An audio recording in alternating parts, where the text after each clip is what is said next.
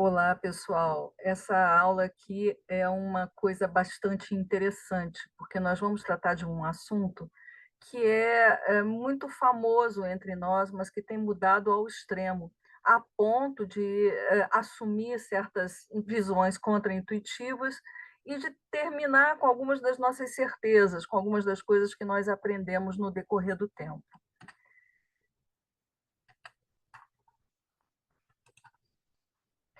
Refluxo vesicoureteral é uma coisa bastante comum, porque atinge uma proporção grande das crianças que têm infecção urinária e as crianças e a frequência de infecção urinária é muito grande.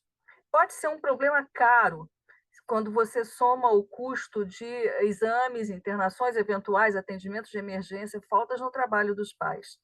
E isto torna a questão da cicatriz renal um problema associado, mas não o único problema com relação ao refluxo vesicoureteral. Isso é uma coisa que vai contra a maneira como a gente aprendeu. Nós aprendemos que refluxo vesicoureteral é uma coisa grave porque causa cicatriz renal e que se não causar cicatriz renal não é grave. Só que causa infecção urinária e isso tem implicações de saúde pública razoáveis. Uma outra coisa é que você considerar que refluxo só é importante na presença de cicatriz renal se você considera que isto não é uma preocupação suficiente, cria uma limitação para o approach top-down, que só valoriza o refluxo que tem cicatriz renal. Bom, a incidência de refluxo na população pediátrica é muito grande, mas isso tem nuances. Por exemplo, a incidência em crianças que têm malformações e crianças que têm disfunção miccional é diferenciada, mas aí o refluxo é um fenômeno secundário. Uma outra coisa é que provavelmente nós temos muitas crianças que têm refluxo e são assintomáticas. E nós não sabemos qual é a proporção de população que está nesse grupo, nesse subgrupo de crianças assintomáticas, porque elas não são investigadas. Então, que importância proporcional tem refluxo na população pediátrica? É uma resposta que a gente não sabe responder, porque a gente não sabe qual é o denominador. Existe uma nuance, novamente, dos refluxos, dependendo da idade do paciente. 70% das crianças com infecção urinária no primeiro ano de vida vão ter refluxo. Fora do primeiro ano de vida, a proporção é diferente. O estado de circuncisão faz muita diferença com relação a isso, e aí cultura e a geografia de onde a criança mora faz diferença na incidência, a presença de malformações ou não, a presença de disfunção miccional ou não, inclusive disfunções miccionais que não são fáceis de diagnosticar ou não são aparentes como a anamnese convencional. Com relação à hidronefrose fetal, o refluxo é minoria. Então, isso nos faz questionar se a uretrocistografia tem que estar no protocolo de investigação de hidronefrose fetal. Naturalmente que se você tiver nuances do tipo dilatação de ureter ou infecção urinária sintomática, isso muda um pouco. Refluxo, infecção urinária e disfunção miccional são três coisas que estão diretamente relacionadas e podem eventualmente ser interdependentes. Cada uma delas, ou todas juntas, podem causar sequelas renais, que são responsáveis por uma fração razoável dos transplantes renais pediátricos. Só que nós não sabemos quais casos vão evoluir para esse tipo de consequência ruim. Nós não sabemos se isso tem a ver com a idade, o que causa isso, que tipo de subpopulação é suscetível a isso, por que isso acontece, se há circunstâncias que levam a infecção urinária a causar cicatrizes renais ou sequelas renais. Isso quer dizer, como corolário, como consequência, que como não é toda a população que tem refluxo ou uma dessas outras situações que vai evoluir para sequelas, nós vamos tratar uma fração de pacientes que não precisa de tratamento, porque não vai evoluir para problemas piores. Quanto vai ser esse super tratamento? Qual é a proporção de gente que vai receber esse overtreatment? E aí a gente entra na história do refluxo, que no início de tudo não existia. Ninguém sabia, né? Tudo que a gente não enxerga não existe. Depois se descobre que existe. E aí tudo vira cirúrgico, porque, assim, temos uma condição, tratamos essa condição. Aí se descobre que uma parte dos refluxos resolvia clinicamente com o simples crescimento da criança, se você impedisse a infecção durante esse período, isso bastava. E diminuiu muito a proporção das crianças operadas com essa nova doutrina que veio dos anos 70 com as publicações de James Melling. Mais um pouquinho adiante, descobriu-se o tratamento endoscópico, e isso vira tudo novamente, porque se por um lado a quimioprofilaxia compete com cirurgia por ser não invasiva, a endoscopia é muito menos invasiva do que a cirurgia e compete com a própria quimioprofilaxia. Passa mais um tempo e nós conseguimos perceber que disfunção miccional existe numa proporção grande de crianças e que está relacionada a refluxo secundário. O que quer dizer que se tratar de disfunção resolve o refluxo numa proporção grande dessa subpopulação. Novamente, você diminui as indicações cirúrgicas do refluxo com esse reconhecimento de padrão. Depois se percebe que existem dois grupos. Um grupo que nasce com problemas renais associados a refluxo, não necessariamente causadas por refluxo, e um grupo que você tem consequências adquiridas.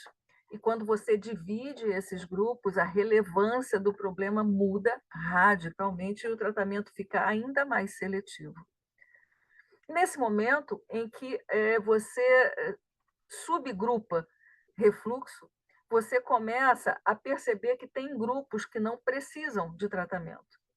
E aí você começa a questionar quem precisa de diagnóstico. E é nessa etapa que nós estamos. O momento é que muito poucos pacientes precisam de correção cirúrgica de refluxo e nem todos precisam, inclusive, de correção ativa, correção clínica mesmo, quimioprofilaxia. Refluxo sem obstrução, sem infecção, não é doença, é uma particularidade anatômica. Então, em quem é doença? E essa é a grande questão do momento. Quem precisa tratar e saber que tem refluxo? Existe uma subpopulação muito específica que precisa diagnosticar e tratar refluxo. O problema é que nós não sabemos ainda qual subpopulação é essa com muita certeza ou com muita evidência. Pior ainda é que os estudos não são bons. Os estudos refletem a clínica do dia a dia, não refletem o protocolo. Então, você tem umas coortes bastante heterogêneas, existem coortes longas em que a conduta clínica mudou, existe heterogeneidade de protocolo, de critério de inclusão.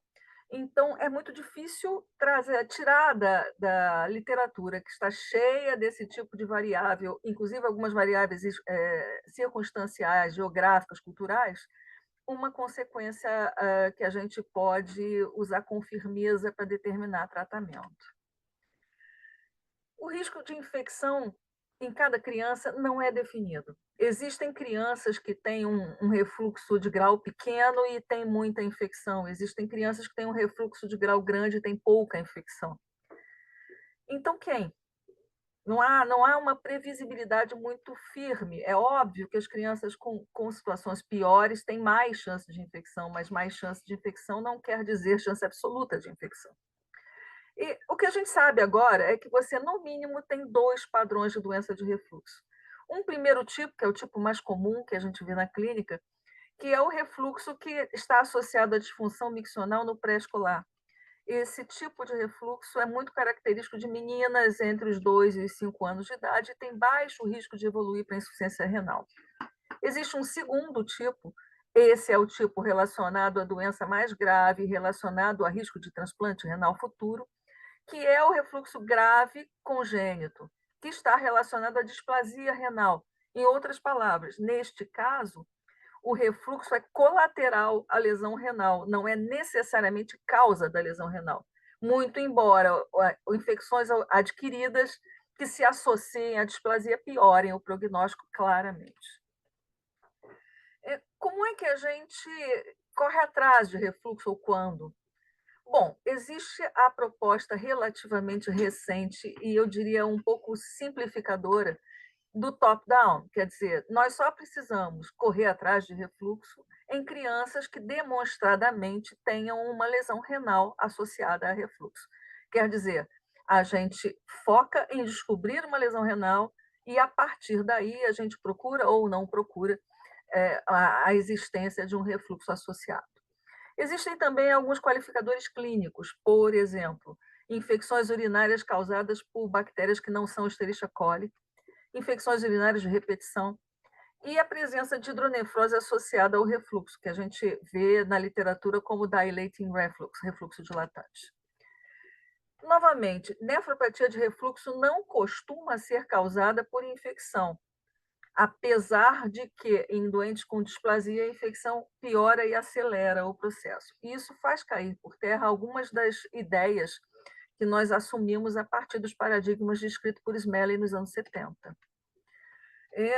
A gente sabe que refluxo facilita o afluxo de bactérias ao parênquima renal, isso é a ideia clássica em que a gente sempre se baseou, uma coisa um tanto quanto mecanicista.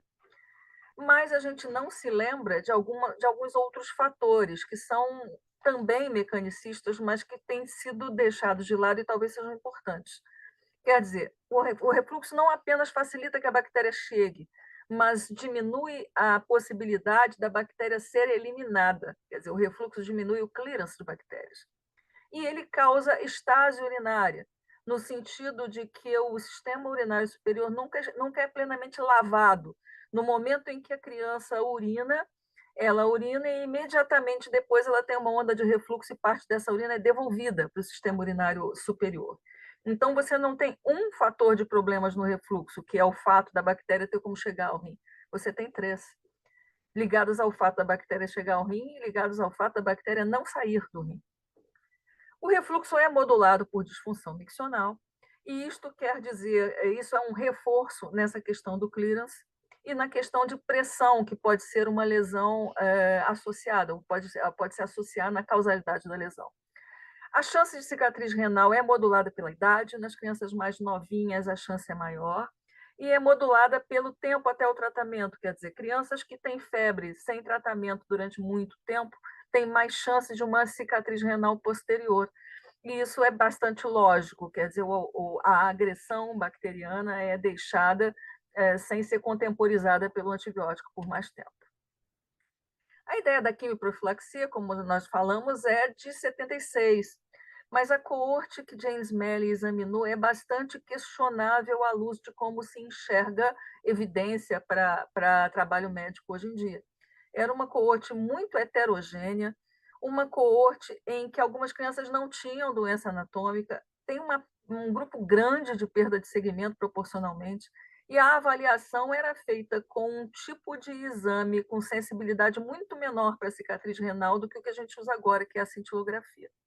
Essa coorte também não considera a disfunção renal, até porque isso não era um fator muito buscado nas anamneses da época, a não ser que fosse alguma coisa muito, muito evidente. Então, nós lidamos com uma coorte que tem um grau baixo de evidência para determinar uma conduta de grau muito alto de penetração no meio médico. E isso, novamente, é uma questão importante. Os estudos de que se dispõe, mesmo modernamente, que sejam organizados, confiáveis, prospectivos e controlados por placebo, são pouquíssimos. Os dois mais importantes são o RIVOR e o PREDICT, que são dois estudos muito diferentes. E eles têm alguns vieses próprios. No RIVOR, a gente tem praticamente toda a coorte de refluxo de grau baixo e meninas, e de idade pré-escolar. No PREDICT, a gente tem a amostra quase inteira de crianças pequenas, menores do que 6 meses, com refluxo de alto grau. Então, não são dois estudos que possam ser usados para meta-análise ou intercambiáveis ou interpretados da mesma forma. São dois estudos com informações em grupos diferentes.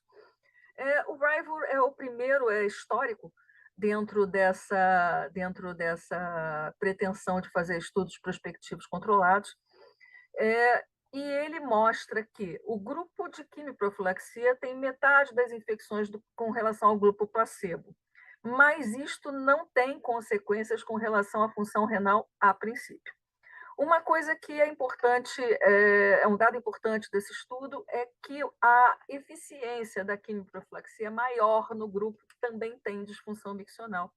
Isso é confirmado num estudo posterior importante da Suécia, e é algo que se tem que ter em vista quando está se pensando em fazer ou não fazer quimioprofilaxia numa criança com refluxo. Esse estudo Rival foi reavaliado estatisticamente 5 anos depois, e se mostrou que, na coorte considerada de baixo risco, quer dizer, refluxos não graves em crianças sem disfunção miccional, a quimioprofilaxia não faz diferença. Na coorte de alto risco, que são as crianças de refluxo pior com disfunção miccional, existe uma diferença importante a favor da quimioprofilaxia, com um índice de tratamento ou de favorável ao tratamento de 4 vezes mais. O PREDICT, como a gente falou, é um estudo em lactentes, então estuda uma coorte completamente diferente e completamente com conclusões, com consequências mais sérias, porque é a coorte de maior risco que a gente conhece, lactentes pequenos de refluxo de alto grau. A maioria é de meninos, isso é um dado epidemiológico, quer dizer, essa população predomina em meninos, e essa população específica do PREDICT não tem circuncisão, por causa de ser uma corte europeia, que culturalmente não faz circuncisão. Só que isso faz uma diferença enorme, porque as circuncisões aumentam 10 vezes a chance de não ter infecção urinária. Bom, os resultados do PREDICT mostram uma eficiência razoável da quimioprofilaxia em evitar a infecção urinária, mas você precisa de uma quantidade grande de crianças tratadas para prevenir uma única infecção urinária.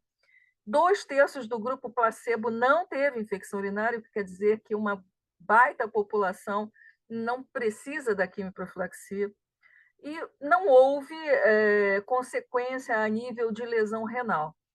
Se você olhar esse estudo com olhos mais pragmáticos, você talvez diga que a quimioprofilaxia não foi tão interessante assim, já que uma proporção muito grande de crianças não se beneficiou e você teve infecções por bactérias resistentes no grupo de quimioprofilaxia, que são infecções por definições mais graves. Mas, do ponto de vista do indivíduo, é diferente do ponto de vista da saúde pública. Então, continuamos em dúvida com relação às vantagens da quimioprofilaxia. Há algumas vantagens demonstradas, mas as implicações mais sérias em termos de grupo não estão muito convincentes até o momento.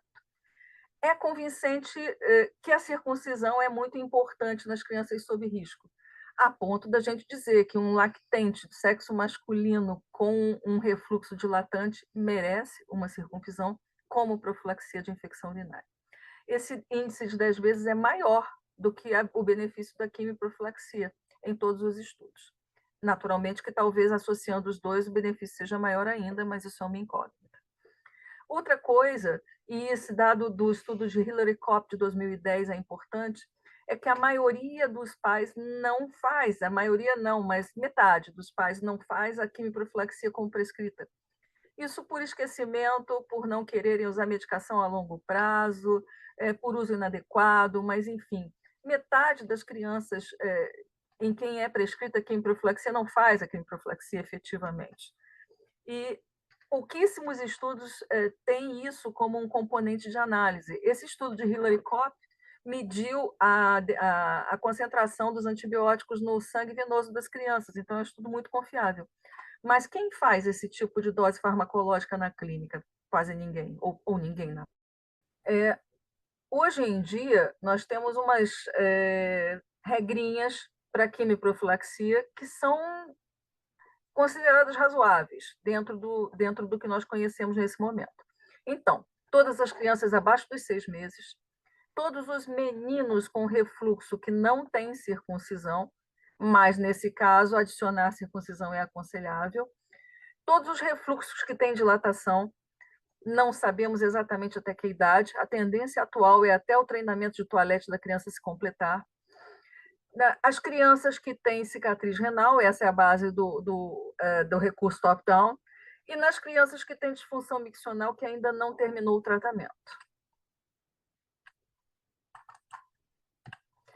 Uma questão da disfunção miccional que nós valorizamos relativamente pouco é que não necessariamente o refluxo causa disfunção, mas a disfunção pode estar diretamente relacionada ao refluxo, por alterar o balanço de funcionamento da bexiga. Então, quando você tem um refluxo dilatante em que a bexiga esvazia e enche de novo, porque existe um verdadeiro sequestro de urina no trato urinário superior, você potencia a disfunção miccional pela presença do refluxo.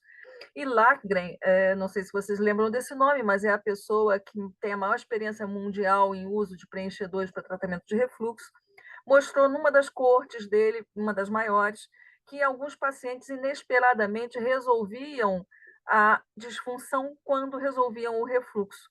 E aí, isso novamente é uma coisa um pouco contraintuitivo, mas pode ser que alguns pacientes se curem da disfunção mediante a cura do refluxo.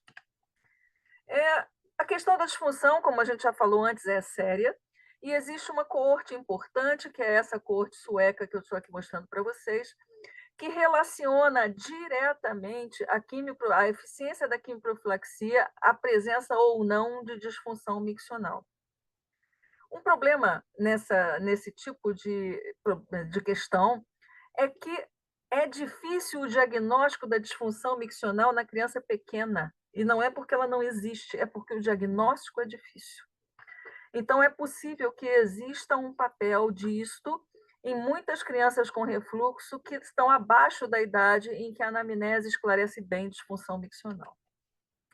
Existem alguns mecanismos preditivos de resolução de refluxo que podem ser úteis para você definir se a criança é candidata a um tratamento mais intervencionista ou não.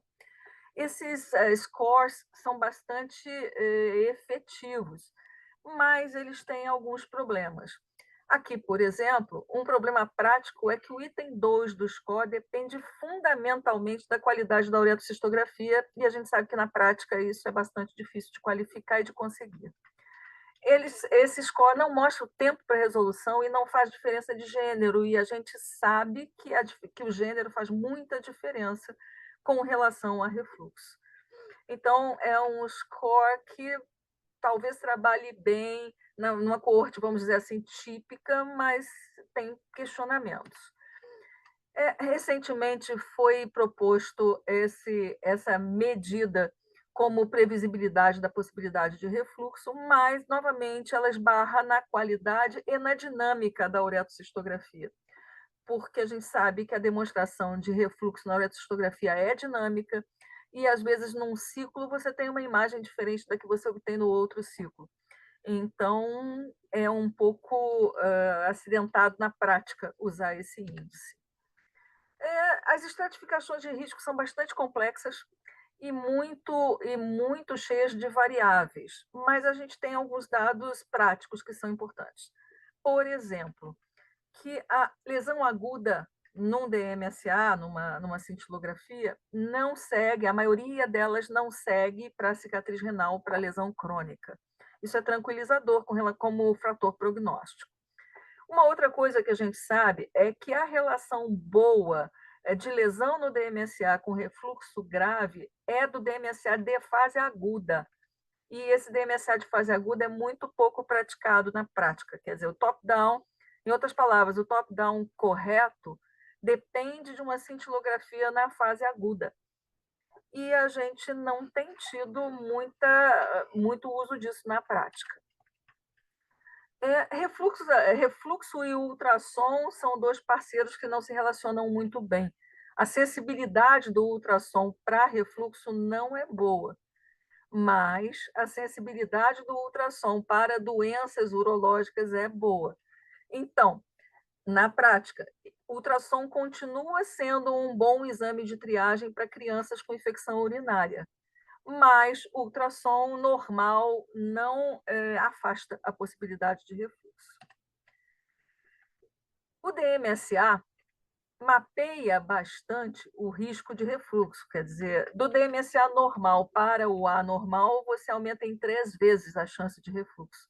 Ainda assim, em pacientes de refluxo, você só tem 1/3 de DMSA anormal. Traduzindo, DMSA tem uma especificidade grande e uma sensibilidade pequena para detectar refluxo. Existem alguns protocolos para agir com relação a crianças com infecção urinária e a pesquisa ou não de refluxo. Esses protocolos variam de acordo com o nível de intervenção, desde do protocolo NICE inglês, que é o mais simples de todos, até o top-down, que é o mais sofisticado de todos. A gente vê aqui que a diferença de custo do top-down é praticamente o dobro dos outros protocolos. Isso pode ser bastante importante, não é? E a gente vê que, com todos os dados que a gente já falou, como a grande maioria das crianças com infecção urinária não vai ter refluxo com implicações graves, os protocolos mais globais e menos intervencionistas e mais baratos fazem muito sentido com relação à saúde pública.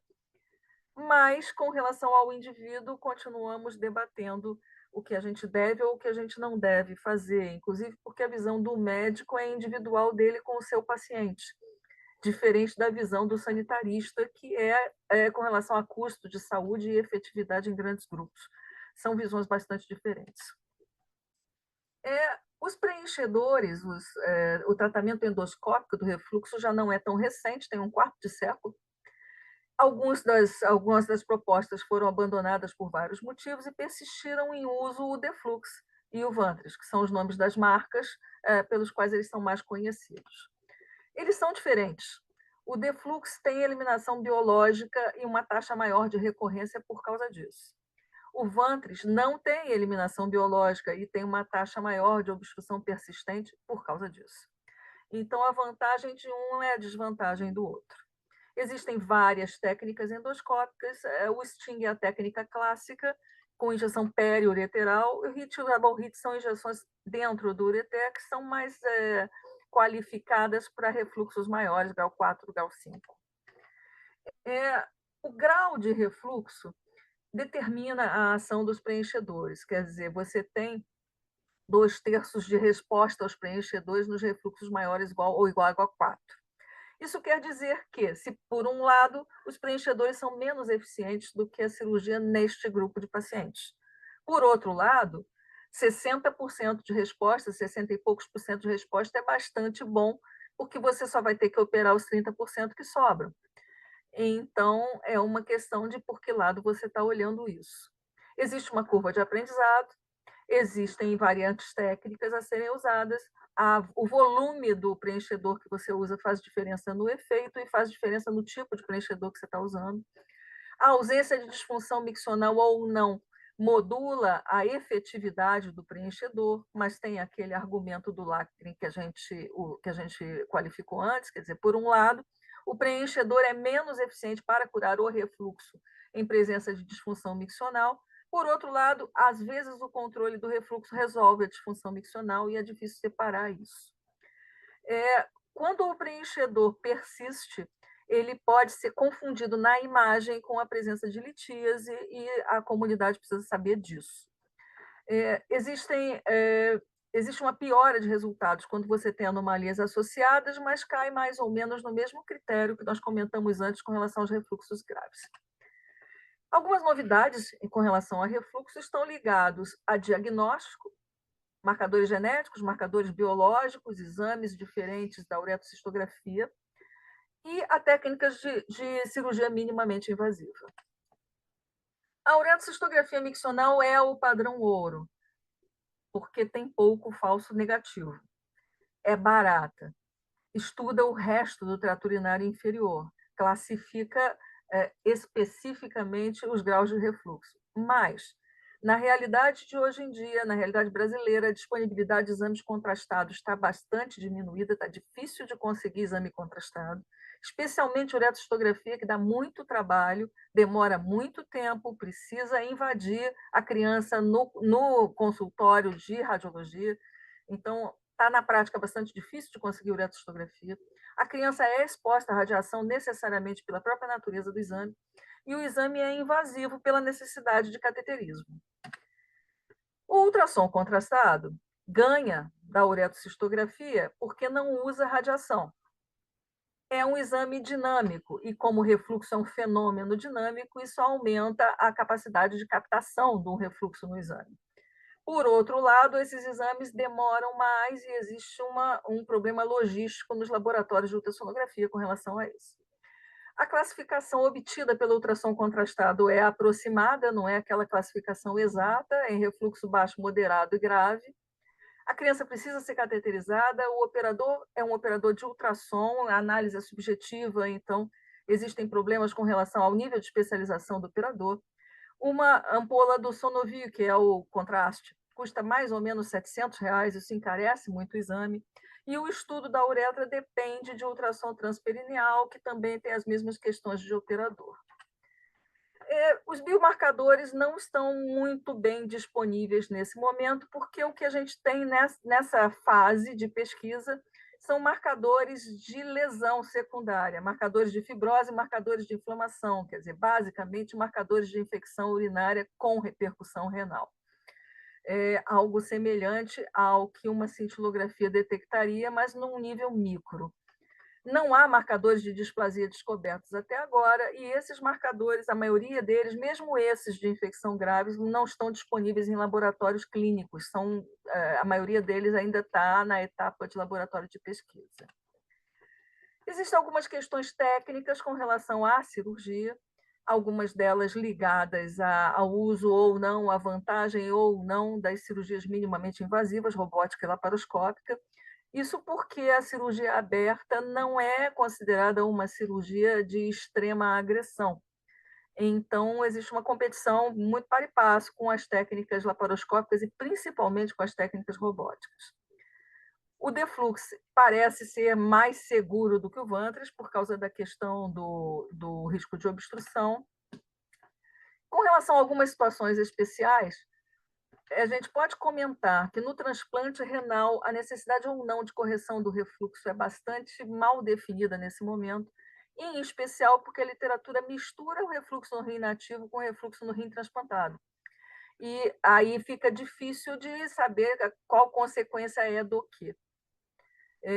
Nas mulheres que têm refluxo persistente após a puberdade, a questão de aumentar o risco obstétrico não foi confirmada até o momento, mas existe um aumento do risco urológico nas mulheres que sofreram reimplante.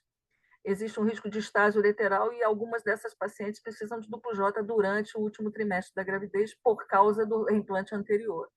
Então, é bastante questionável reimplantar uma mocinha depois da puberdade por causa de um risco futuro. Adultos com infecção urinária, existem dúvidas se você deve ou não deve, precisa ou não precisa corrigir o refluxo, mas a tendência é que, se precisar, se use as técnicas endoscópicas. Enfim, refluxo tem muita pergunta, pouca resposta, e as respostas que nós temos são muito mais aproximadas do que baseadas em uma evidência muito sólida. Então, nós persistimos estudando isso, o assunto persiste interessante, novas aulas vão ter novos dados, e isso é que é bastante motivante dessa especialidade que a gente faz. Muito obrigado por ouvirem essa aula, tudo de bom para todos os que estiverem na audiência.